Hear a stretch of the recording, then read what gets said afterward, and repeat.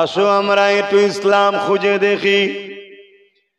আল্লাহ নবী আসার আগে পৃথিবীর জমিনে 360টা নকল খোদার উপাসনা যারা করত, যারা নিজেদের রাজা দিগকে সিজদা করত, নিজেদের রাজাদের উপাসনা করত, তারা নিজেদের কন্যা সন্তান হলে ওই কন্যাগুলোকে জ্যান্ত জ্যান্ত পুঁতে দিত। এ যুবকেরা, পৃথিবীর জমিনে নারীদের কোনো সম্মান ছিল না, পৃথিবীর জমিনে নারীদের কোনো মর্যাদা ছিল না, পৃথিবীর জমিনে নারী ছিল একটা ভোগের জিনিস, পৃথিবীর জমিনে নারী ছিল একটা অশুভ জিনিস।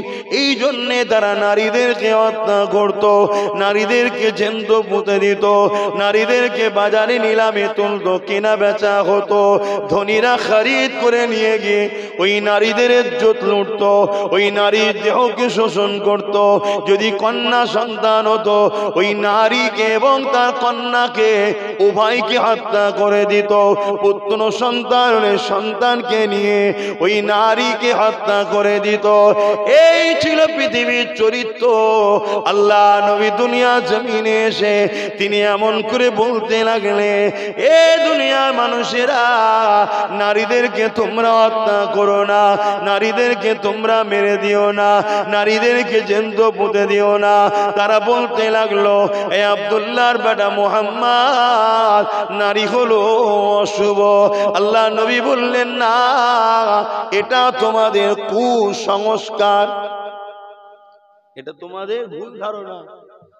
যে 16টা পুত্র সন্তান মায়ের পেটে দেয়, ওই 16টাই কন্যা সন্তান দেয়।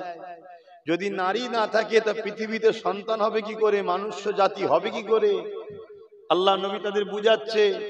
বুঝাতে বুঝাতে রাসূল বললেন, কোন ঘরে যদি প্রথম সন্তানটা নারী হয়, কোন ঘরে যদি দাম্পত্য জীবনে প্রথম সন্তান কন্যা সন্তান হয়, এর মানে ওই নারীর আব্বা বাবাকে মহান স্রষ্টা কন্যা সন্তান পাঠিয়ে জান্নাতে সুসংবাদ দিল। জোরে বলুন সুবহানাল্লাহ, আরো জোরে বলুন সুবহানাল্লাহ। এই মর্যাদা পৃথিবীর কেউ দিয়েছে নারীকে? ইসলাম যে মর্যাদা দিয়েছে, তাহলে আমাদের তো চ্যালেঞ্জ করা দরকার যে আসো তোমরা যারা ইসলামের নামে মিথ্যাচার করছো, ইসলাম নারীকে যে সম্মান দিয়েছে এই মোকাবেলায় আর একটা অন্য কেউ আসো, দাঁড়াতে পারো তো আসো। যে প্রথম যদি কোনো বাবা কোন আব্বার কন্যা সন্তান হয়, এর মানে ওই আব্বাকে ওই বাবাকে মহান স্রষ্টা শান্তি ও জান্নাতের সুসংবাদ পয়গম পাঠায়। জোরে বলুন সুবহানাল্লাহ। কোন সময়ে রাসূল বলছে? যে সময়ে জ্যান্ত নারীদেরকে পুঁতে দেওয়া হচ্ছে সেই সময়। যারা পুত্র তারা কেউ এক আল্লাহ মাননেওয়ালা ছিল না। শুনছেন তো নাকি?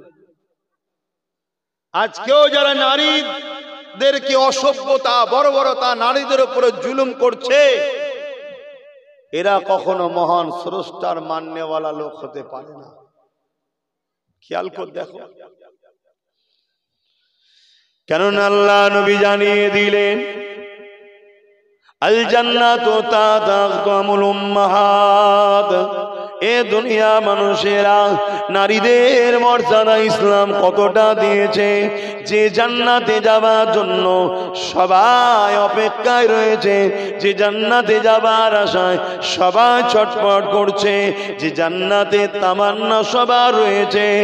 এ নওজওয়ানেরা, আল্লাহ শ্রেষ্ঠ শান্তির জায়গা, নিরাপদের জায়গা, আল্লাহ শ্রেষ্ঠ পিয়ারা জায়গা, ওই জান্নাতকে ইসলাম নারীদের মায়ের জাতের পায়ের তলায় করে দিয়েছে।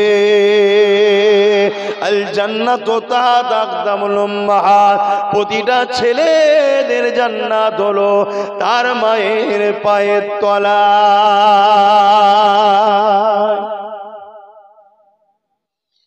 এ নওজওয়ানেরা, আল্লাহ নবী আরো জানিয়ে দিলেন, কারো ঘরে যদি একটা, দুটো, তিনটে পর পর কোনো বাবাকে কোনো আব্বাকে মহান স্রষ্টা তিনটে কন্যা সন্তান দেয়। এখনো আমাদের সমাজে কিছু লোক আছে কন্যা সন্তান হলে স্বামী স্ত্রীকে বকাবকি করে। এ নালায়েক মূর্খ, এতে স্ত্রীর কি করার আছে? এখানে স্ত্রীর তো কোনো ব্যাপার নয়, এটা তো তোমাকে যে বানিয়েছে সেই স্রষ্টা তো দিয়েছে, এখানে স্ত্রীর কি করা রয়েছে? মনে রেখে দিও, আল্লাহ রসুল জানিয়ে দিলে 1 2 3 পর পর যদি কারো কন্যারই কোনো বাবা যদি 3টে কন্যা সন্তান হয়, ওই বাপ যদি 3 কন্যাকে লালন পালন করে বড় করে বিবাহটা দিয়ে দিতে পারে, আল্লাহ নবী জানিয়ে দিলেন ওই 3 কন্যার আব্বা আর আমি রাসূলুল্লাহ আল্লাহর জান্নাতে 2টো আঙুল তুলে দেখাচ্ছে পাশাপাশি থাকিব। আরো জোরে বলুন সুবহান। নারীদেরকে ইসলাম যে সম্মান দিয়েছে এর মোকাবেলায় কেউ আসুক না। শুনছেন তো? আসো, কিন্তু না, আসবে না। শুধু ক্ষমতার জোরে, পাওয়ারের জোরে ইসলামকে কালিমা লিপ্ত করো। কেন? ইসলাম আজকের তারিখও পৃথিবীতে ফেমাস ধর্ম। জোরে বলুন সুবহানাল্লাহ। দলে দলে দলে দলে দলে দলে যুবক যুবতী, শিক্ষিত সমাজ, শিক্ষিত সমাজ, পৃথিবী বিখ্যাত খেলোয়াড়, পৃথিবী বিখ্যাত গায়ক, পৃথিবী বিখ্যাত স্কলার, পৃথিবী বিখ্যাত বিজ্ঞানী, পৃথিবী বিখ্যাত ডক্টর, পৃথিবী বিখ্যাত বড় বড় ধর্মগুরুরা, তারা সব দলে দলে দলে দলে ইসলাম অ্যাকসেপ্ট করছে। জোরে বলুন সুবহানাল্লাহ। কেন? ইসলাম মানবতার নাম, ইসলাম ইনসাফের নাম, ইসলাম ইনসানিয়াতের নাম। কোন মুসলমানের ঘরের ছেলে যদি জুলুম করে সে জালিম ইসলাম থেকে বেরিয়ে যায়। এ তো জানেন না তো আপনারা। মিশকা শরীফের হাদিস, কেউ জালিম জানার পরে, মন দিয়ে শুনছেন, শুনছেন, মুখে বড় দাঁড়িয়ে রেখে আর মসজিদে গিয়ে তসবিহ টেনে এই মনে করবেন না যে জান্নাত পেয়ে যাব। কেউ জালিম জানার পরেও ওই জালিমকে কেউ যদি সাহায্য সহযোগিতা করে ক্ষমতায় আনে, মিশকা শরীফের হাদিস, রাসূল বলছে সে ইসলাম থেকে বেরিয়ে যাবে। শুনছেন তো নাকি? জুলুম করেন, জালিমকে সাহায্য করেছে, আর তোমার সহযোগিতা সাহায্যে সে জালিম আরো ক্ষমতায় এসে সমাজে আরো জুলুম করছে, তুমি ইসলাম থেকে বেরিয়ে যাবে। তাহলে জালিমের অবস্থা কি হবে? কথা শুনছেন? জুলুম আর ইসলাম কখনো এক প্ল্যাটফর্মে থাকতে পারে না।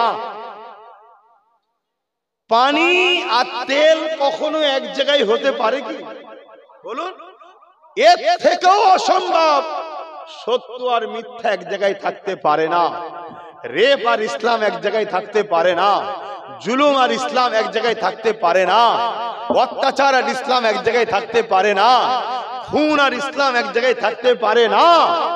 যদি বলেন অনেক মুসলমান করছে, তো আপনি তো মুসলমান দেখছেন, আর আমার ইতিহাস বলছে রোমের মতো ঘটনা ঘটছে। রোমে কি হয়েছে? স্পেনের মতো ঘটনা। স্পেনে কি হয়েছিল? স্পেনে অর্থের লোভে, পদের লোভে অনেক মুসলমান ইসলাম থেকে বেরিয়ে গেছিল। শুনছেন তো আমার কথা? বেরিয়ে গেছে। 9টা বোন থাকবো, আমি এই করি, তাহলে সরে আসেন। শীতের সময় তোমার খোলা আকাশের নিচে চেপে চেপে যান না, ভাল লাগবে তো। এখন যত চেপে চেপে বসবেন তত জানটা আলা হবে, তবে কোলে যেন উঠে পড়বেন না। সরে আসেন। দরুদ শরীফ আল্লাহুম্মা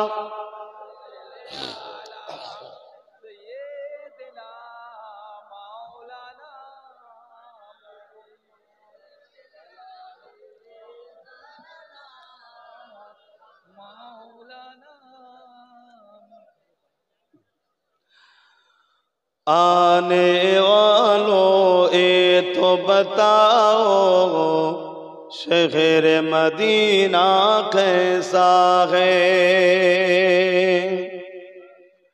आने वालों ये तो बताओ शहर मदीना कैसा है। देख के जिसको जी नहीं भरता, देख के जिसको जी नहीं भरता, ओ मदीना ऐसा है। आने वालों ये तो बताओ शहर मदीना कैसा है। गुंबद खजरा के साए में बैठ के तुम तो आए हो, गुंबद खजरा के साए में बैठ के तुम तो आए हो। उस साए में रब के आगे, उस साए में रब के आगे सिजदा करना कैसा है। आने वालों ये तो बताओ शहर मदीना कैसा है।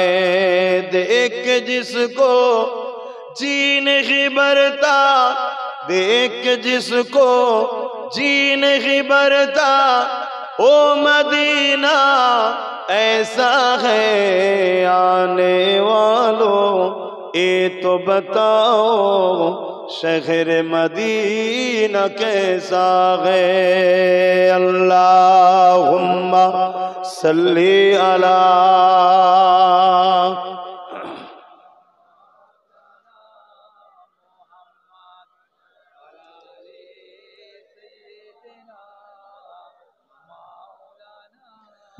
আমার আব্বা জানেরা ভাইরা মন দিয়ে শোনেন, আমি কি বলছিলাম?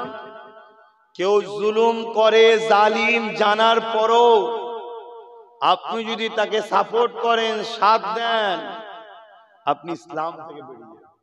আমার আব্বার কথা, আমার রাসূলুল্লাহর কথা, কথা মাথায় ঢুকছে? অতএব একটু বুঝে বুঝে পা ফেলুন, একটু বুঝে বুঝে চলুন। আজ আমাদের দোষেই একদল মানবরূপী পশুরা ইসলামকে মিটাবার কথা বলছে, ইসলামের শানে মিথ্যাচার করছে, যা খুশি তাই করে বেড়াচ্ছে। কেন? বুঝে নিয়েছে মুসলিম যুব সমাজ এদের মধ্যে আকসারকে আমরা গান, যাত্রা, ফাংশন, নেশার মধ্যে ঢুকিয়ে দিয়েছি। এই আসছিলাম, রাস্তা একটা মেলা হচ্ছে, দেখলাম 100টা যদি লোক থাকে 60টা মুসলিম ঘরের ছেলে মেয়েরা আছে। তা কাল যদি ওদের উপরে জালিম হুকুমত দ্বারা খোদা অর্থাৎ শাস্তি দেয়, জালিম হুকুমত দ্বারা খোদা শাস্তি দেয়, আফসোস করার তো কিছু নেই। কথা কি কষ্ট লাগছে নাকি? আমরা 100 বার বোঝাচ্ছি যে মুসলমান, তোমার আমার জন্য ফাংশন নয়, তোমার আমার জন্য মেলা নয়, এই ত্যাগটা স্বীকার করার জন্যই তো জান্নাত যাবে। কথা বুঝছেন না? এটা তো দুনিয়া চাইছে তোমাকে আমাকে ওখানে ভুলিয়ে রাখবে, তুমি আমি যাতে জেগে না যাই। তুমি আমি জেগে গেলে আচ্ছা আচ্ছা ফেরাউনের আপু ঢিলে হয়ে যাবে। ভাষাটা খারাপ, কথা বুঝাচ্ছে? তোমাকে আমাকে ছলে বলে কলে কৌশলে হয় নেশাতে রেখেছে, নাই জুয়ায় রেখেছে, না হয় সুদে রেখেছে, না হয় গানে জড়িয়েছে, না হয় ফাংশনে জড়িয়েছে, নাই মেলায় জড়িয়েছে। যেমন করে জাতিকে ঘুমিয়ে রাখো, এ জাতি জেগে না যায়। এ জাতি জেগে গেলে এ সমাজের কোন ধর্মের বেটিরা রেপ হতে পারে না। এ জাতি ঘুমোচ্ছে বলি আজকে রেপ হচ্ছে। শুনছেন তো নাকি? হ্যাঁ, বুক ঠুকে বলে যাচ্ছি, বুক ঠুকে বলে যাচ্ছি। 1450 বছর আগে মদিনার বুকে কামলিওয়ালা আমিনা লাল রাষ্ট্র কায়েম করে দিয়ে গেছে। 1450 বছর আগে সেই দিন থেকে আজ পর্যন্ত রেপ তো দূরের কথা, কোন নারী মদিনাতে ইফতিজিংও হয়নি, টন্টিট কিরে কোন নারী কাজ পর্যন্ত মারা হয়নি। কেন? ওখানে আজও রাসূলের আদর্শে মুসলমান জিন্দা হয়ে আছে, ঘুমোয়নি। কথা বুঝে আসছে? আজ আমরা ঘুমোচ্ছি বলেই তো আমাদের বেটি বোনগুলো মাগুলো শেষ হচ্ছে, প্রতিবেশী অন্য জাতির বেটিরাও শেষ হচ্ছে। আর আমাদেরকে ঘুম পড়িয়ে রাখা হয়েছে কারা? যারা এই সমাজের বেটিদেরকে ভোগ করতে চায় তারা। বুঝে নাও। তাই আব্বাস সিদ্দিকী বারবার তোমাদেরকে উঠাচ্ছে, জাগো, ওঠো আমার কওম, জাগো আমার যুব সমাজ। তুমি এই দুনিয়ায় গেম খেলতে আসুনি, তুমি এই দুনিয়ায় এসেছো বিধবা, অসহায়, দুঃখীদের চোখের পানি মুছতে। তুমি আমেনার লালের ধর্মে, তোমাকে আল্লাহ অন্য জায়গায় পাঠাইনি, এখানে পেঠিতে এই কাজের জন্য। তুমি তোমার ডিউটি যদি পালন না করো, আল্লাহ তোমাকে তো মিটাবে, দুনিয়াতে লাঞ্ছিত করবে, পরকালেও আল্লাহ তোমার জন্য কিন্তু আযাব রেখেছে। কথা শুনছো আমার যুবকেরা? নিজেকে পরিবর্তন করো, নিজেকে ভাবাও, নিজেকে জাগাও। কত লাখো বেটিরা আজ কাঁদছে, কত লাখো বোনেরা আজকে কাঁদছে। কেউ বিবাহ করার পরে পণ দিতে পারে না বলে আজ ঘরে অশান্তি হচ্ছে, পুড়িয়ে মেরে দেওয়া হচ্ছে। এগুলো বন্ধ করাও তোমার আমার ডিউটি। শুধু মসজিদে গিয়ে সেজদা করাটা শুধু ডিউটি দিয়েছে আল্লাহ, এটা দেয় না? ওটাও যেমন ডিউটি, এটাও তেমন ডিউটি। কিন্তু হাতটাকে আমাকে মাফ করো, আমাকে বলতে দাও, ওই ডিউটিতে যদি গাফলতি হয়ে যায়, খুঁত হয়ে যায়, সেজদা যদি ঠিক মতো নাও হয়, কিন্তু ইরাদা আল্লাহকে সেজদা দিয়েছো, আল্লাহ পাক তবুও বলেছে যা আমি কবুল করে নেব। জোরে বলুন সুবহানাল্লাহ। কিন্তু এই ডিউটিতে যদি গাফলতি হয়, আল্লাহ বলেছে আমি ছাড়বো না তোদেরকে। তোরা আমার সৃষ্টিকে বাঁচালিনি। শুনছো? আজকে জাহেল মূর্খ মানবরূপী পশু বলছে ইসলামে নাকি নারীদের প্রেম করা খারাপ কাজ নয়। ইসলাম জানিস কোথা? ইসলাম যদি থাকতো তোদের মতো জাহেলদের কবে সব ঝুলিয়ে দেওয়া হতো, একটা কোন চরিত্রহীন সমাজে থাকতো না। কথা বুঝছেন না? বোঝেন না? এ সমাজের নারীদের দিকে কেউ বড়াই নজরে তাকাবার ক্ষমতা পেত না। আজ যারা বলছে তাদেরই সমাজে বা তাদেরই দলে অনেক নেতা মন্ত্রী আছে যাদের সব রেপ কেসের মামলাও আছে, তারা আবার ইসলামের উপর কলম চালাচ্ছে। আর এই সুযোগটা পাচ্ছে কাদের জন্য ভাই? একটু বলেন না, কাদের জন্য? আমরা ভুল করেছি স্বীকার করছেন তো নাকি? তাহলে শুধরে যান।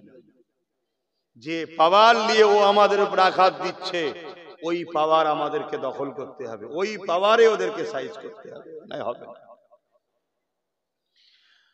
আসেন আমার নবী পাকের আখলাক, আমার নবী পাকের দিন, আমার নবী পাকের আদর্শ, আমার নবী পাকের জীবন চরিত্র আজও পৃথিবীর মানুষ যারাই পড়তে লেগেছে, তারাই আমার নবী পাকের দিবানা হয়ে গিয়ে ইমানে নূরের কলেমা পড়ে মুসলমান হয়ে যাচ্ছে। এ যুবকেরা, তরুণেরা, আমার নবী পাকের প্রেমিকেরা, ইসলাম বিধান করে দিল। আল্লাহ নবীর কাছে একটা ব্যক্তি এসে জিজ্ঞাসা করলে, ইয়া রাসূলুল্লাহ, হাবিবাল্লাহ, আমার উপরে সব থেকে বেশি কার হক? আল্লাহ নবী বললেন তোমার মায়ের, তারপরে কাঁদ তোমার মায়ের, তারপরে কাঁদ তোমার মায়ের, তারপরে কাঁদ তোমার বাপের। অর্থাৎ ইসলাম নারীদের অধিকার কত দিয়েছেন দেখেন। মা তো নারী জাত, প্রত্যেকটা পুরুষ আপনার তো মা আছে। আল্লাহ নবী বললেন প্রথম সব থেকে বেশি হক আপনার উপরে আপনার মায়ের যে কিনা নারী, দ্বিতীয় হক আপনার উপরে আপনার মায়ের যে কিনা নারী, 3 নম্বর হক আপনার মায়ের যে কিনা নারী, তারপরে হলো আপনার আব্বা যে কিনা পুরুষ। ইসলাম নারীকে এত মর্যাদা দিয়েছে, এই ইসলামের ওপর কেউ মিথ্যাচার করবে এটা চুপ করে থাকা, এর থেকে বড় জুলুম আর কি হতে পারে? কিয়ামতের দিন এই অন্যায়ের বিরুদ্ধে যদি না মুখ খোলো, এই অন্যায়ের বিরুদ্ধে যদি না করো, এই অন্যায়ের বিরুদ্ধে কথা যদি না বলো, কিয়ামতের দিনে আল্লাহ পাক বুবা শয়তান করে উঠাবে। এ যুবকেরা, তরুণেরা, আমার আব্বা আম্মারা মনে রেখে দেবেন, আল্লাহ নবী নূহ নবী দয়া নবী জানিয়ে দিলে, যখন কোন নারী কোন পুরুষে বিবাহ হবে, অর্থাৎ একটা কন্যা একটা পুরুষ দুজনের যখন নিকাহ হবে, ইসলামের নিকাহ সিস্টেমটা কি শুনে রেখে দাও। পুরুষকে আগে থেকে স্ত্রীকে আনার আগে নিজের ঘরকে সুন্দর করে সাজাবে। তুমি তোমার স্বার্থ মতন সাজাও, যেন তোমার স্ত্রী এসে মনে করে এই যে যা কিছু করা হয়েছে আমার জন্য করা হয়েছে। দ্বিতীয় নম্বর, তুমি পুরুষ, তুমি আগে যাও কন্যার ঘরে, নারীর ঘরে, সেখানে গিয়ে তাকে নজরানা দিন মোহর দিয়ে তারপরে তাকে তুমি তোমার জীবন সাথী বানিয়ে তুমি তোমার ঘরে নিয়ে আসো, এবং ঘরে নিয়ে এসে তার থাকা খাওয়া, তার জীবনের প্রয়োজনের জামা কাপড়, ওষুধ থেকে শুরু করে সব কিছু দায়িত্ব পুরুষ তোমার কাঁধে। যদি দায়িত্ব না নিতে পারো নিকাহ করো না, আর যদি দায়িত্ব নিতে পারো নিকাহ করো। কেননা এই হক যদি তুমি না আদায় করো, এ পুরুষ কিয়ামতের দিন আল্লাহ তোমাকে ধরবে। শুনছেন তো? এটা হলো ইসলামের নিয়ম। আর এখন মেয়ের বাপ টাকা দেয় পুরুষকে, মোটরসাইকেল টরসাইকেল ফোন, এটা মানুষের শয়তানদের তৈরি করা কথা, বুঝছেন তো নাকি? এটা ইসলামের নয়, এমন কথা বুঝছেন তো নাকি? তাহলে সেই ইসলামের ওপরে আঘাত, অসুবিধা হচ্ছে। আবার একটা প্রশ্ন ওঠে, কি সবই বুঝলাম, তাহলে ইসলাম নারীদেরকে পর্দা করতে বলে কেন? সবকিছু ছেড়ে দিয়ে পর্দার পিছনে চলে গেছে কেন? পর্দা ঢেকে রাখলে সমস্যা কিসের? ঢেকে রাখলে সমস্যা কোথায়? না ঢেকে রাখলে যারা সমাজে চরিত্রহীন, নজর খারাপ, তাদের তো অসুবিধা হওয়া দরকার, ঠিক তো নাকি? যারা এই পর্দা নিয়ে কথা তোলে, জানতে ওদের ক্যারেক্টার খারাপ, চরিত্র খারাপ। ওরা হলো ওই শিয়াল মার্কা মানুষ, যে শিয়ালগুলো আন্দোলন করে সবই ঠিক আছে, মুরগিকে কেন খাঁচার মধ্যে রাখা হয়? ওকে ছেড়ে রাখো, ছেড়ে রাখো। কেন?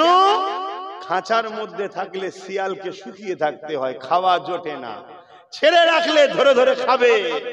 এরম শিয়াল মার্কা কিছু মানুষ আছে, তারা নারীদেরকে চায় ছোট কাপড় পরুক, অর্ধ উলঙ্গ থাক, তাতে করে তারা তাদের নফসের বুড়াই খোরাকের নজরে তাকাবে এবং নারীদেরকে ভোগের নজরে দেখবে, ভোগ করার স্বপ্ন নেবে।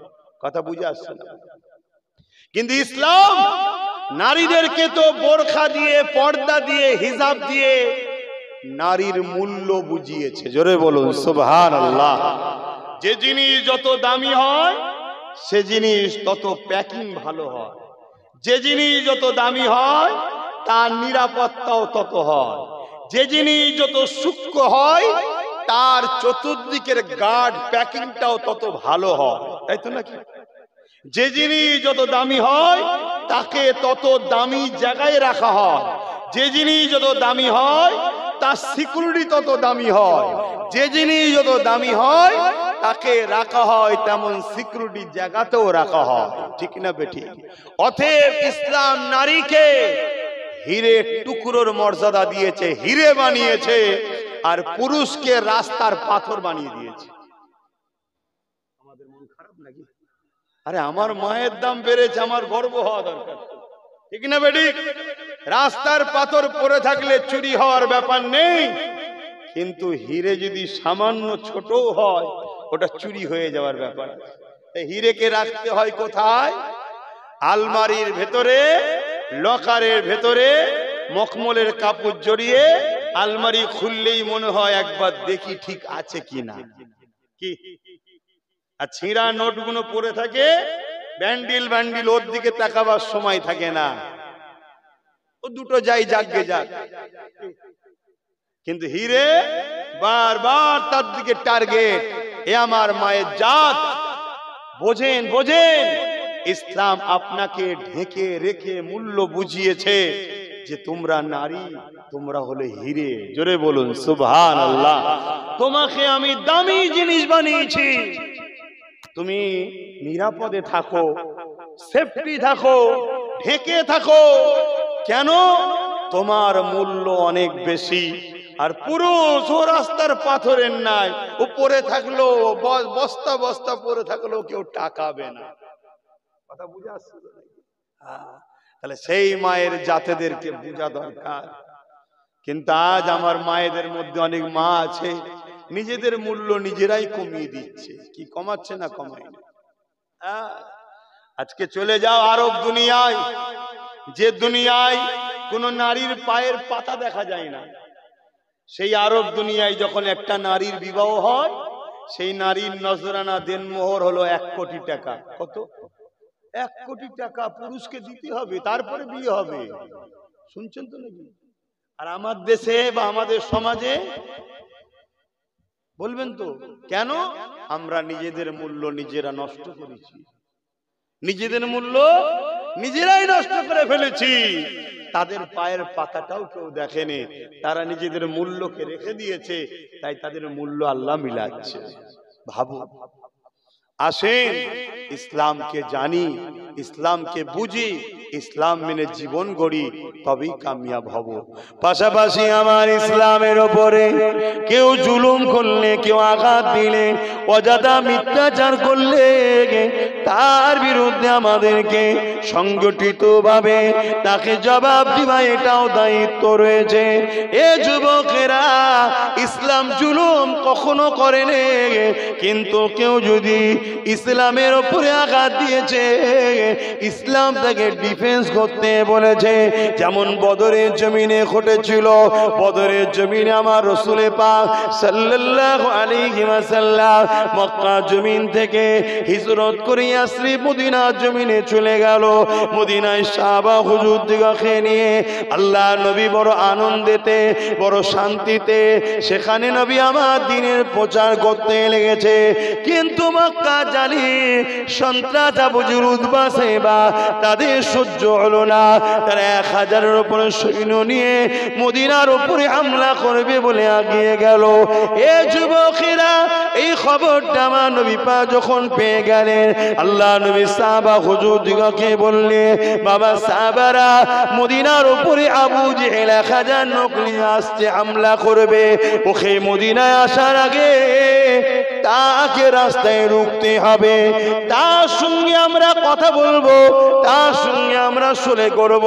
কারণ আমি তো মক্কা ছেড়ে দিয়ে ইয়াসরিব মদিনায় চলে এসেছি, তারা মদিনাতে রয়েছে, আমি তো তাদের মক্কায় রয়েছে, আমি তো তাদের ওখানে যাইনি, তাদের সঙ্গে কোনো কথা বলতেও চাইনি। তারা কেন আমার মদিনায় এসে হামলা করবে?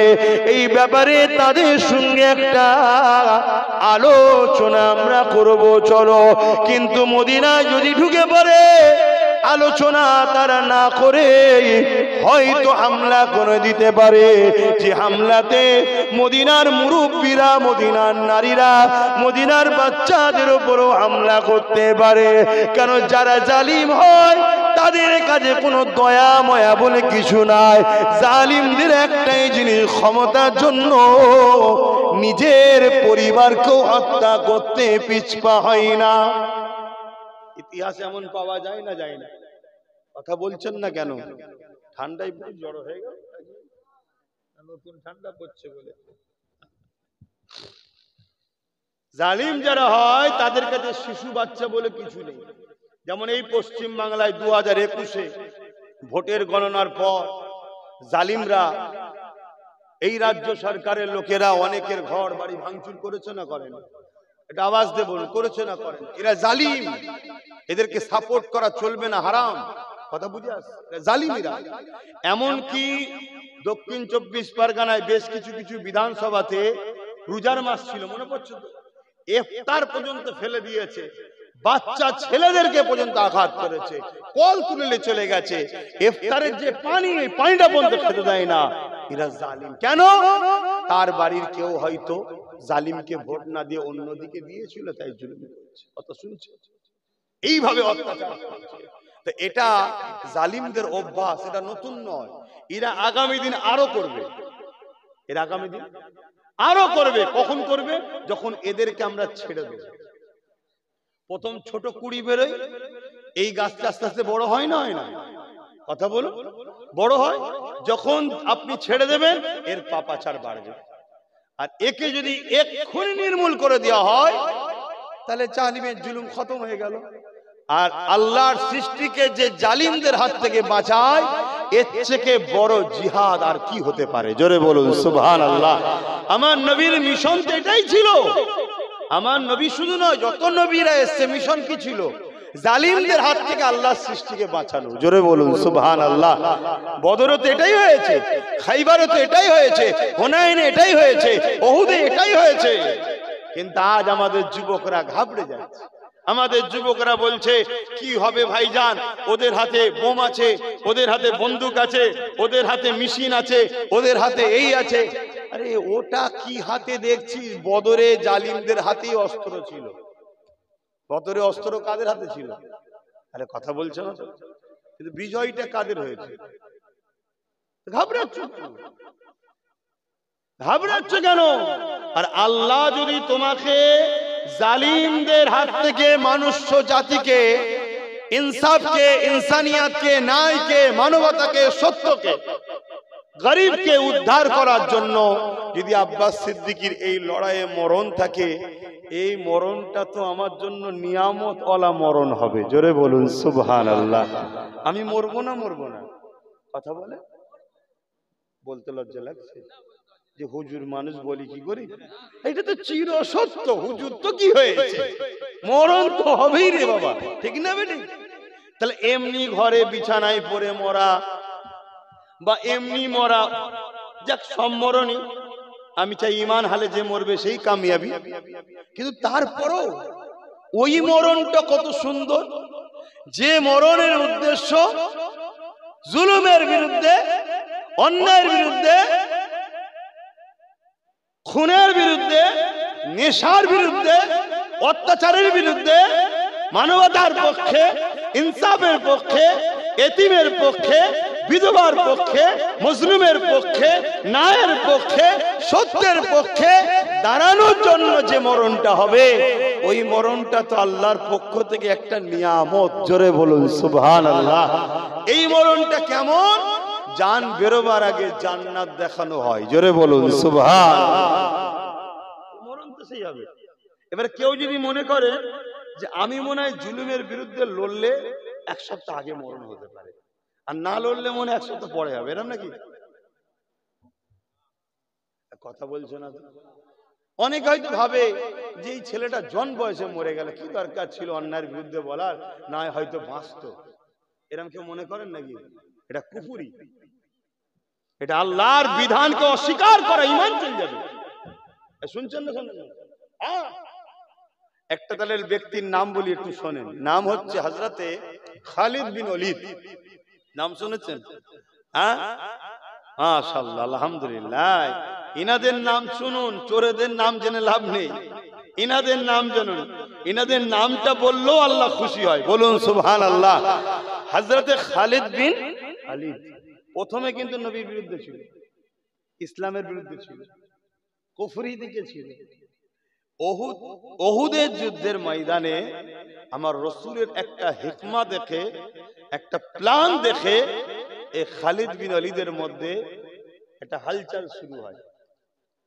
সেই দিন থেকে তিনার মধ্যে সূচনা শুরু হয়, তিনি ইসলামের দিকে এগিয়ে আসে। জোরে বলুন সুবহানাল্লাহ। একটু প্রথম থেকে বলে নি। উহুদের যুদ্ধের ময়দানে খালিদ বিন ওলীদ আর একজন জালিম সর্দারের সঙ্গে বসে মিটিং করেছিল দুজনে। কি? যে মুসলমান নামাজ কখনো ছাড়ে না, মুসলমান। আর এখন মুসলমান নামাজ কখনো পড়ে না। কথা কি ভুল বলে ফেললাম? এখন মুসলমান নামাজ কখন পড়ে না? কি আমি বলে দেবো, এমন যুবক ছেলে আছে জুম্মাও পড়ে না। তাহলে বলো তুমি কি, তুমি আমার ভাই, তোমায় বুঝাচ্ছি। এমন বোন আছে, বোনেদের তো নারীদের তো ঈদ বকরা ঈদ নেই, সারা বছরই নামাজ পড়ে না। তাহলে বলুন সেও তো মুসলমান। বলুন এই মেয়ে যদি কালকে জুলুমের শিকার হয়ে যায়, এটা আফসোস করার তো কিছু নেই। ওকে কে বাঁচাবে? আল্লাহ ছাড়া কেউ বাঁচাতে পারে কি? হ্যাঁ? আর অথচ আম্মাদের হাজেরা জালিম বাদশার খপ্পরে পড়ে গেছিল, জানেন তো নাকি? হ্যাঁ, যতবার আম্মার ঘরে গেছে বাদশার মেজে পাকা তৎকালীন সময় যে সঙ্গে মারমার যে মার্বেল ছিল ভেঙে ঢুকে যাচ্ছে বাদশা, আল্লাহ আম্মা হাজেরাকে বাঁচাচ্ছে। জোরে বলুন সুবহানাল্লাহ। আর এখন লক্ষ লক্ষ মুসলিম মেয়ে, লক্ষ লক্ষ মুসলিম মেয়ে, হাজার নয়, ডাটা বলছি, ডাটা জালিমদের চক্রান্তের শিকার অলরেডি হয়ে গেছে। মুসলিম মেয়ে যাদের সতীতা নষ্ট হয়ে গেছে, তাদেরকে অপবিত্র করা হয়েছে। কেন? কেন? কেন? জালিমরা দেখেছে মুসলিম নারীদের যদি রেহেমটা পবিত্র থাকে, আবার সালাউদ্দিন আসবে, আবার মোহাম্মদ বিন কাসেম আসবে। শুনছেন? যাদের মোকাবেলা করার মতো পৃথিবীতে কোনো মা সন্তান জন্ম দিতে পারেনি। অতএব মুসলমানের সঙ্গে লড়াই ডাইরেক্ট করে পারবো না। এদের মায়ের জাত নারীকে টার্গেট কর। কিভাবে টার্গেট করছে? স্কুলে পড়ে, কলেজে পড়ে, ভার্সিটিতে পড়ে। শুনছেন তো? এই মিডিয়া শুনছো? ভালো ধরে কল ছাড়বে, যদি শুনে 10টা মেয়ে বোঝে। এদের কাছে একটা প্রোপাগান্ডা চালু করা হয়েছে, কি একদল ইসলাম বিদ্বেষী ঘরের ছেলেরা একসাথে পড়ে, তারা এসে বলবে তোমাদের কোরআনের এই আয়াতটা খুব সুন্দর, তোমাদের এই হাদিসটা খুব সুন্দর, ইসলামের এই কাজটা খুব ভালো লাগে। আমার মায়ের জাত এমনি নরম দিল, সে ভাববে ইসলামের দিকে মনে হয় আগ্রহ আছে, একে একটু ইসলামের কথা শোনাই। শুনছেন না? কিন্তু প্ল্যান মাফিক কাজ হচ্ছে। যখন আর একটু শোনাবে, ফোনে কথা হবে, তোর ফোন নাম্বারটা দিয়ে কিছু জানার হলে জানবো, হাই হ্যালো মেসেজ, হোয়াটসঅ্যাপ, আরো কি কমনে আছে। আস্তে আস্তে সম্পর্ক বাড়ছে না কমছে? আগুন আর মন কখনো এক জায়গায় থাকলে যে কোনো একটা তো যাবে নাকি? কথা বলে। এভাবে এক জায়গায় হতে হতে হতে হতে একটা দিন আমার বোনটার পবিত্রতাকে নষ্ট করছে। একটা দিন বলছে আমি তোদের দিকে চলে যাব, কিন্তু পরিকল্পনা শুধু নষ্ট করো। একটা দিন হয়তো সন্তানও হয়ে যাচ্ছে, সন্তান সমেত ছেড়ে দিচ্ছে। একটা দিন হয়তো সন্তান এসে যাচ্ছে, ওই অবস্থাতে ছেড়ে দিচ্ছে। বাপ আর মা কাউকে জানায়নি, তাড়াহুড়ো করে বিয়ে দিয়ে দিয়েছে। ওই সন্তান কিন্তু জমিনে আসছে। যে সন্তান মুসলিম ঘরে বড় হবে, সবাই জানবে মুসলমানের বাচ্চা, কিন্তু ওই সন্তান বড় হয়ে ইসলামের উপকারে আসবে না। আজকে যেসব মুসলিম এক একটা নেতা আছে দেখছেন না, শেষ করে ফেলছে। এই রকম প্রোটেকশন তৈরি হচ্ছে। এই কথা বুঝছেন না? বোঝেন না? আমার অজে অসুবিধা হচ্ছে নাকি? কি শুনবেন বাবারা? এই ওখান থেকে নবীর প্রেমে ঝাঁপতে পড়ে গেছে, ওখানে চলে গেছে। হ্যাঁ, ওটাও শোনেন, মানা করছি নি, কিন্তু কি চলছে বাস্তবটা? সময়ের দাবি কি, সময় কি চাইছে, এটা একটু শোনো। এসেছি তোর আগে 3 বার, অনেক কাজ করেছি তো। আজকে আমার প্রত্যেকটা বাপকে বলবো, আমার মা বোনের নারীর জাতেরা, আমার বোনেরা হয়তো এই কথা শুনে মনে দুঃখ পেতে পারে, কিছু করার নেই, কিছু করার নেই। তুমি একা ধ্বংস হচ্ছ তা নয়, তোমার ভুলের কারণে এই সমাজে এমন একটা বিস্ফোরা সন্তান আসছে, যার দ্বারা ইসলাম সমাজটা পুরো ক্ষতি হচ্ছে। সে বড় হয়ে হয় ক্রিমিনাল হচ্ছে, অন্যায় চরিত্রহীন। আমাদের নয় সে কথা, বুঝে আসছে না? আমি আর খুলে বলতে পারছি না তো। তাহলে বদলাম হেডলাইনে কি হবে? মুসলমান দেখো কি সেই বদলাম আমাদের হচ্ছে। এইভাবে ইসলামের ঘরের বেটিগুলোকে টার্গেট করা হয়েছে। শুনছেন?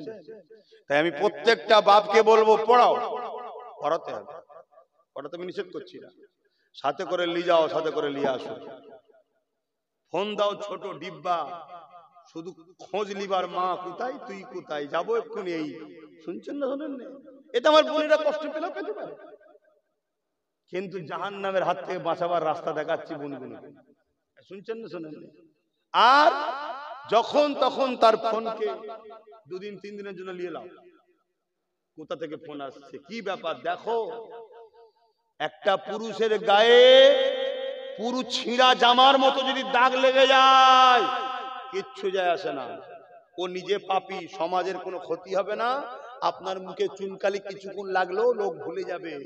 কিন্তু একটা মা যদি, আমার মায়ের জাত নারী যদি রেহেম অপবিত্র হয়ে যায়, এমন বিস্ফোরা জন্মাবে, ইসলামের তো দুশ্মন হবে। হক্কানি আলেমরা যখন ইসলামের বিরুদ্ধে বলবে, ও তখন দাঁড়িয়ে গিয়ে বলবে তোমার ওয়াজ বন্ধ করো, এখানে সবাই চলবে না, আমার নেতা নেত্রীর কথা চলবে, অন্য কারো কথা চলবে না। এমন মুসলমান আছে না নাই? হ্যাঁ, এইসব বিস্ফোরা কথা বুঝে আসছে না? নাই, এদের মুখ থেকে কখনো শুনতে পাবেন না, এদের মুখ থেকে কখনো শুনতে পাবেন না যে কোরআন শেষ হয়ে যাবে বললো এটা অন্যায় করেছে, এটা বলবে না। আর আমরা যখন বলবো যে কোরআন শেষ করবে বলেছে, সে শয়তান বদমাইশ, তার 7 দিন নিয়ে তোর ঈমান চলে যাবে, তখন আমাদের সমালোচনা করবে। কথা বুঝছেন না? কিচ্ছু করার নেই বাপ, দিনটা অনেক কষ্ট করে এসেছে। এই দিনটাকে, আমার ছেলে গান শুনেছে, আমার ছেলে যাত্রায় গেছে, আমার মেয়ে টিভি দেখে ফেলেছে, আমার মেয়ে গান শুনে ফেলেছে, ওটা কিছুক্ষণের জন্য গুনাহ করেছে, তওবা করলে মাফ হয়ে যাবে। শুনছেন তো নাকি? কিন্তু গোড়া যদি গন্ডগোল হয়ে যায়, গোড়া যদি গন্ডগোল হয়ে যায়, তাহলে কি হবে? বাবেরা, নওজওয়ানেরা, হযরত খালিদ বিন ওয়ালিদ এমন করে ইসলাম কবুল করে নিল। সময় বড় কম কেন, তাবারুক রয়েছে। এ যুবকেরা, খালিদ বিন ওয়ালিদ ইসলাম কবুল করে নিয়ে রোমদের বিরুদ্ধে লড়াই করতে যাচ্ছে। 3000 সৈন্য রয়েছে নবী সাহাবাদের, কত? আর রোমদের রয়েছে 2 লক্ষ। এই 2 লক্ষ সেনার বিরুদ্ধে 3000 সৈন্য পাঠিয়েছে। 3 জন সেফাসালার রাসূল তৈরি করে দিয়েছিলেন।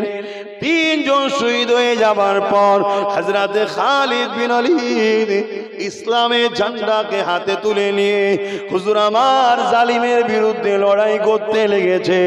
এই লড়াইয়ের রণকৌশল এত ছিল, 3000-এর সামনে 2 লক্ষ টিকে থাকতে পারল না।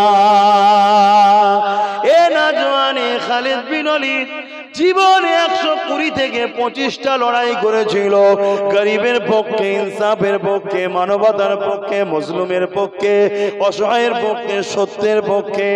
এ যুবকেরা, খালিদ বিন ওয়ালিদ মিথ্যার বিরুদ্ধে, অন্যায়ের বিরুদ্ধে, জালিমের বিরুদ্ধে 120টাকে 25টা লড়াই করেছিল।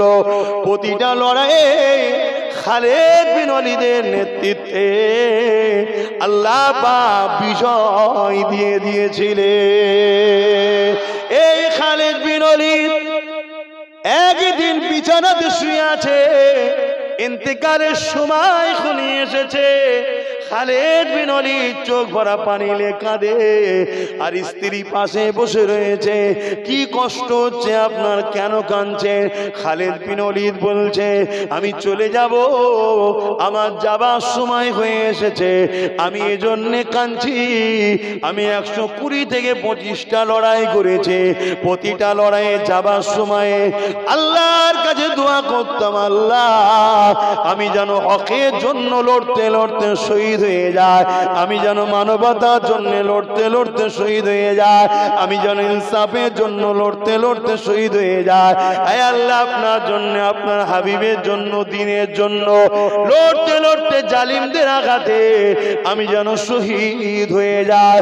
আমার প্রাণের স্ত্রী রে, আমার শরীরের এমন কোনো জায়গা নাই যেখানে বল্লমের দাগ নাই, তরবারি তরোয়ালের দাগ নাই, তীরের দাগ নাই, আমার শরীরে হাজারো আঘাত লেগেছে, কিন্তু আমি শহীদ হলাম না, জালিমদের আঘাতে শহীদ হলাম না, প্রতিটা লড়াইয়ে বিজয় পেয়ে গেলাম। আজ আমি বিছানায় শুয়ে শুয়ে ইন্তেকাল করছি, আমি খালিদ শহীদ হতে পারলাম না, এই জন্য আমি মনের দুঃখে কাঁদছি। স্ত্রী সান্ত্বনা দিয়ে বলছে, কে আছে দুনিয়া জমিনে আপনাকে শহীদ করতে পারবে? কেন আপনার নাম হলো সাইফুল্লাহ, আল্লাহ তরোয়াল। কে আছে জমিনের উপরে আল্লাহ তরোয়ালকে ভেঙে দিতে পারবে? এই আল্লাহ তার তরোয়ালকে ভাঙতে দেয়নি। আরো জোরে বলুন সুবহান। এ যুবক, তোমরা ওঠো, দাঁড়াও, তোমাদের অপেক্ষায় আছে হাজার হাজার মুসলিম, হাজার হাজার মজলুম তোমাদের অপেক্ষায় আছে। তোমরা জাগলে হাজার হাজার লাখো কোটি তাদের ধর্ম আলাদা হতে পারে, তারাও তোমাদের মুখের দিকে তাকিয়ে আছে, তারাও তোমাদের কাছে আসবে। তোমরাই পারো মানুষের চোখের পানি মুছতে, তোমরাই পারো মানুষের মুখে হাসি ফুটাতে, তোমরাই পারো এই সমাজে ন্যায় প্রতিষ্ঠিত করতে। তোমরাই তো খালিদ বিন ওয়ালিদের উত্তরসূরি, তোমরাই তো মোহাম্মদ বিন কাসেমের উত্তরসূরি। একটা 17 বছর 18 বছরের ছেলে, তার মোকাবেলায় জালিমরা থরথর করে কেঁপেছিল। বলো, তোমরাই তো সালাউদ্দিন আইবির উত্তরসূরি। তোমরা জাগো আমার ভাই, তোমাদেরকে ইচ্ছা করে গান ধরিয়ে দেওয়া হয়েছে, যাত্রা ধরিয়ে দেওয়া হয়েছে, মেলা ধরিয়ে দেওয়া হয়েছে, ফাংশন ধরিয়ে দেওয়া হয়েছে, বাড়ি বাড়ি টিভি ঢুকিয়ে দেওয়া হয়েছে, মোবাইল ধরিয়ে দেওয়া হয়েছে, মদ ঢুকিয়ে দেওয়া হয়েছে। খেয়াল করে দেখো, মুসলিম মেজরিটি এলাকাতেই মদের আড্ডা, মেলা, লড়াই এগুলো মুসলিম মেজরিটি এলাকাতেই দোকান দেওয়া হয়। তোমাকে জড়াবে বলে কেন? তুমি যদি সুস্থ মাথায় জেগে থাকো এই সমাজে তিলোত্তমা, তাহলে রেপ হতো না। তুমি যদি সুস্থ মাথায় জেগে থাকতে এই সমাজে তামান্না বোমে মরতো না। তুমি আজকে ঘুমিয়ে ঘুমিয়ে তাদের হাতের পুতুল হয়ে আছো বলেই তো তামান্না ছোট্ট বাচ্চা বোমের আঘাতে গেল, তিলোত্তমা মানুষের সেবা করছে, রাত জেগে অপারেশন করছে, তাকে রেপ হয়ে চোখ দিয়ে খুন বেরিয়ে মারা গেল। আজ ইনসাফ হলো না কেন? মাথায় যে বসে আছে সেও বদমাইশ, এখানে বসে আছে সেও চিটিংবাজ, সব মিলেমিশে আছে। কথা কি কষ্ট লাগছে নাকি? একদম সাচ কথা বলে যাচ্ছি। যদি নিতে না পারো তাহলে বাপ আমার কিছু করার নেই, সমস্যা অন্য জায়গায়। আবারও কাছে আমি কথা বাড়াচ্ছি না। সালাম জানিয়া নবী।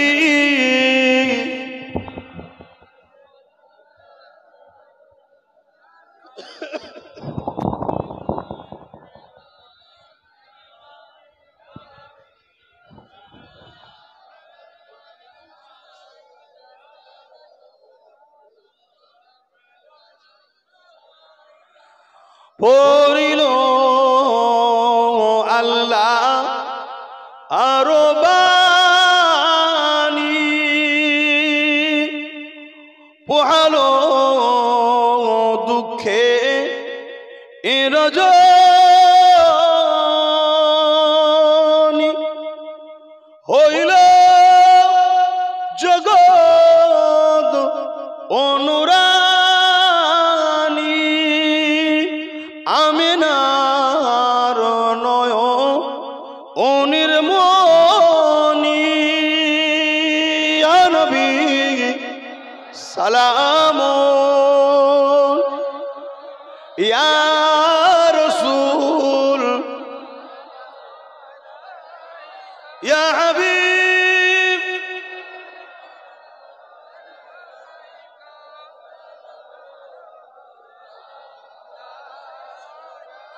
ইয়া নবী নাম ও পিয়ারা, ইয়া রাসূল নাম ও পিয়ারা,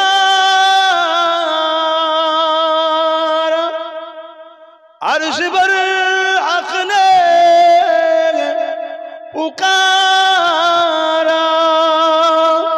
सच पैगंबर हक हमारा या नबी सलाम या रसूल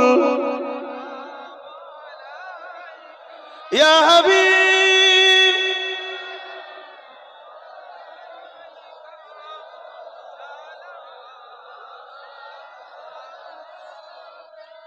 कठिन হাসরের দিনে কি আছে মোদের কপালে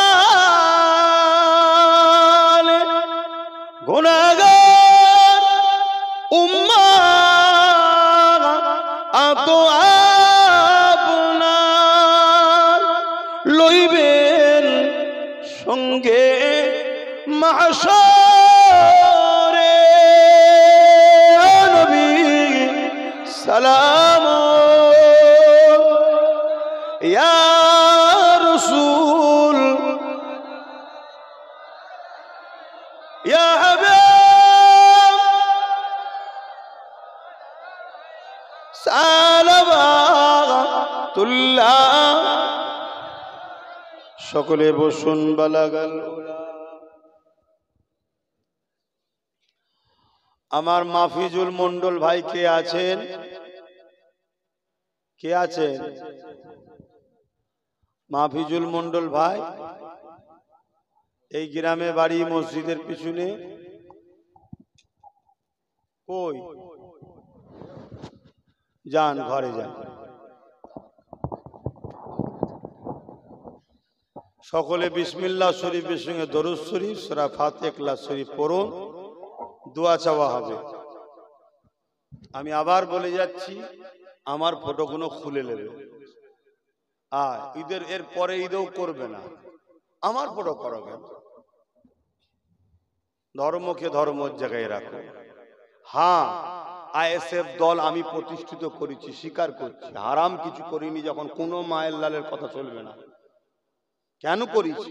এই জুলুম, অন্যায়, অত্যাচারের বিরুদ্ধে একটা রুকার মতো লোক দরকার। কিন্তু আমি অন্য সাইডে আছি। হ্যাঁ, আমার ভাইকে আমি সাপোর্ট করবো না তো কাকে সাপোর্ট করবো? কি গো ভাই, ভুল বলছি নাকি? আমি তাকে সাপোর্ট করি, তার হয়ে প্রচার করি, তার কথা 100 বার বলি, 1000 বার বলবো।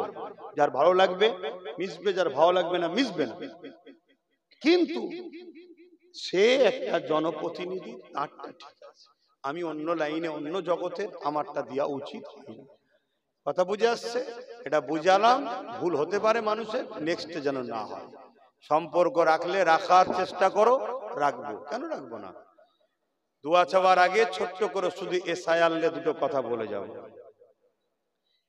এসআইআর অ্যাকচুয়ালি হলো সংযোজন, সংশোধন। যেসব ভোটার মারা গেছে তাদের নাম বাদ যাবে। যাদের 4-5 জায়গায় ভোট আছে, বিয়ে হয়ে গেছে, চলে গেছে কন্যা, মেয়েরা অন্য জায়গায়, এখনো নাম সেখানেও নাম বাদ যাবে। বা অনেকে 4-5টা জায়গায় নাম করে ফেলেছে বিভিন্ন ছলে কলে, সেগুলো বাদ যাবে। কথা বুঝে আসছে?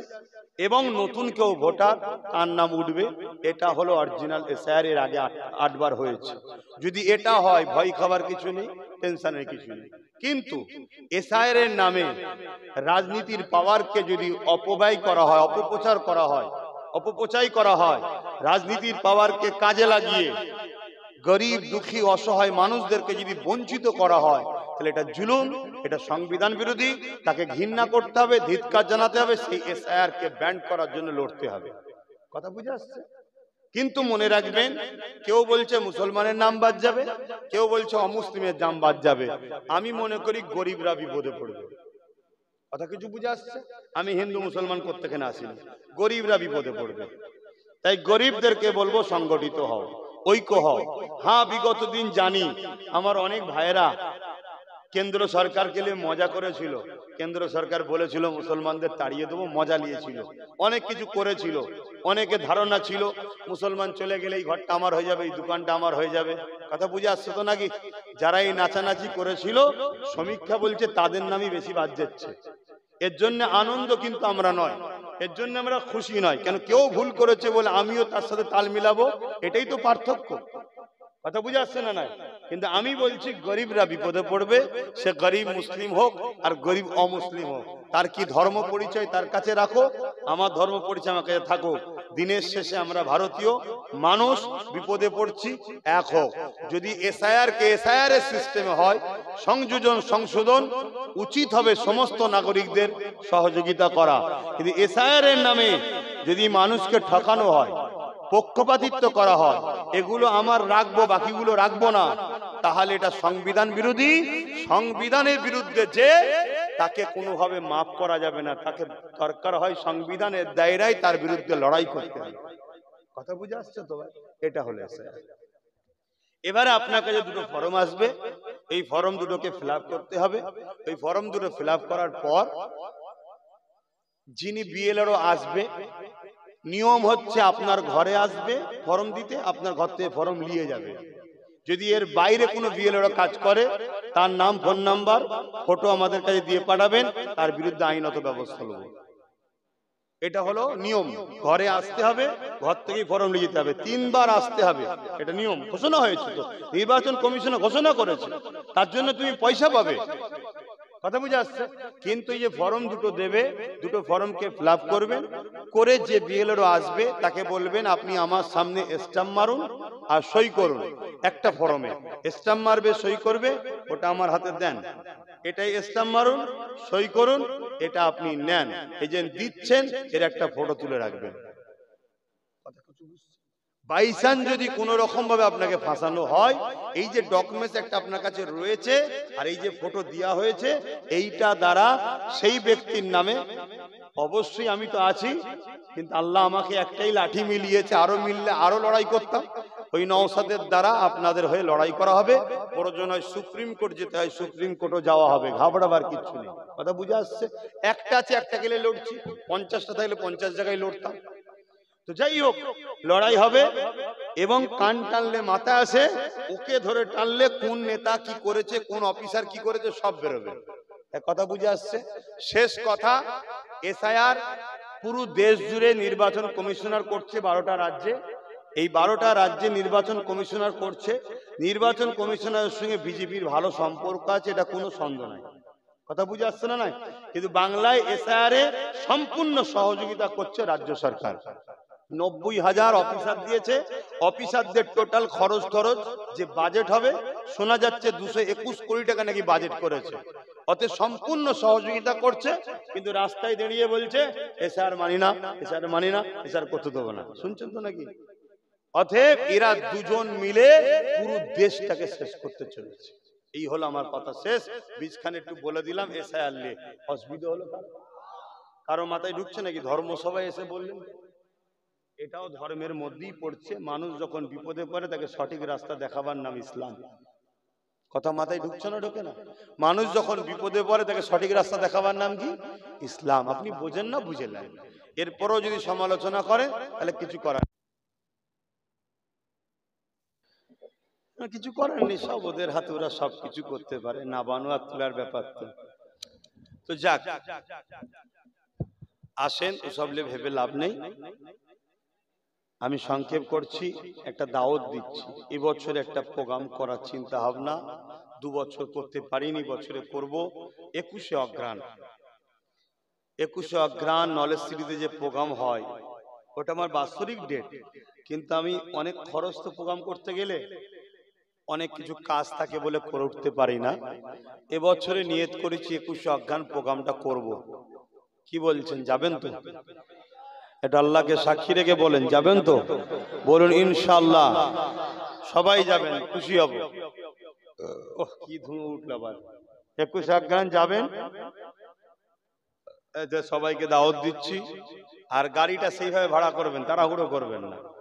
প্রোগ্রাম শুরু ও শেষ করে তারপরে আসবেন। কথা বুঝে আসছে? তাড়াহুড়ো করে চলে আসবেন না।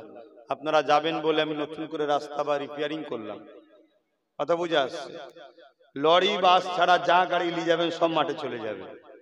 লরি বাস সিঙ্গেল যাবে, একটা একটা করে যাবে, কিন্তু অন্যদিক দিয়ে এসে গেলে ফেসে যাবে। আর ছোট গাড়ি যাতায়াত করবে, এজন্য লরি বাস ছাড়া সব গাড়ি নিয়ে যাবেন। ছোট গাড়ি নিয়ে যাবেন, কোনো অসুবিধা নেই, মাঠে চলে যাবে। 21শে অগ্রহায়ণ সবাই প্রচার করুন, সবাই যাবেন। নলেজ সিটি আপনার আমার পীরের নামে, তাই তো নাকি? অতএব সবাই প্রচার করবেন, সবাই যাবেন। এবং আপনারা যারা আমার বাপ হন, আমাকে সন্তানের মতো মানেন, যারা আমাকে মায়েরা সন্তানের মতো মানেন, যারা আমার ভাই বোন আছে ভাইয়ের মতো মানেন, নলেজ সিটিটা কোটি কোটি টাকা খরচ, নিশ্চয়ই জানেন তো নাকি? তৈরি করতে খরচ আছে না? না চলছে, এখনো কাজ চলছে। স্কুল চালু হয়েছে, 4 থেকে 8 ক্লাস পর্যন্ত চলছে। এবছরে পড়া চলছে, আজকে মনে হচ্ছে 8ই নভেম্বর, কালকে পরীক্ষা আছে, অ্যাডমিশন টেস্ট। এখন যদি কেউ ভর্তি করতে চান বাচ্চাকে, কালকে চলে যেতে পারেন। ফর্ম যদি না পান, ওখানে গিয়ে ফর্ম ফিল আপ করে বাচ্চাকে পরীক্ষায় বসান। 4 থেকে 8 ক্লাস, 27 লক্ষ আছে। ইংলিশ মিডিয়ামও খুলবো এবং গার্লস স্কুল খুলবো, এটা শুধুমাত্র বয়েজ বাংলা মিডিয়াম। আবাসিক স্কুল, অনাবাসিকও আছে, আবাসিক স্কুল, থাকা খাওয়া সুব্যবস্থা রয়েছে।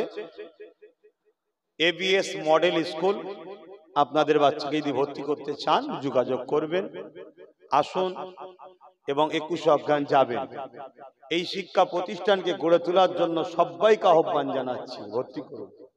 এবং প্রত্যেকটা বাপ ভাই, আপনার সন্তানের পিছনে তো বছরে হাজার হাজার লাখ লাখ টাকা খরচ হচ্ছে। আমিও তো একটা সন্তানের মতো, আপনি আমার ভাই হন, বিভিন্ন জায়গায় হাজার হাজার টাকা মাসে খরচ করছেন, বছরে লাখ টাকা খরচ করছেন, আমিও তো একটা ভাই হই।